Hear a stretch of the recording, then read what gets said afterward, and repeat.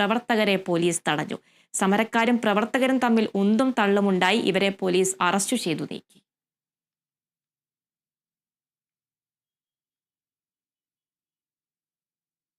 ആരോഗ്യമന്ത്രി വീണ ജോർജിന്റെ രാജി ആവശ്യപ്പെട്ട് മഹിളാ കോൺഗ്രസ് സെക്രട്ടേറിയറ്റിലേക്ക് നടത്തിയ മാർച്ചിൽ സംഘർഷം. ബാരിക്കേഡ് മറികടക്കാൻ ശ്രമിച്ച സമരക്കാർക്ക് നേരെ ഒന്നിലേറെ തവണ പോലീസ് ജലപീരങ്കി പ്രയോഗിച്ചു. സംസ്ഥാന അധ്യക്ഷ ജെബി മേത്തറുടെ നേതൃത്വത്തിലായിരുന്നു പ്രതിഷേധം. കോൺഗ്രസ് നേതാവ് കെ മുരളീധരൻ സമരം ഉദ്ഘാടനം ചെയ്തു.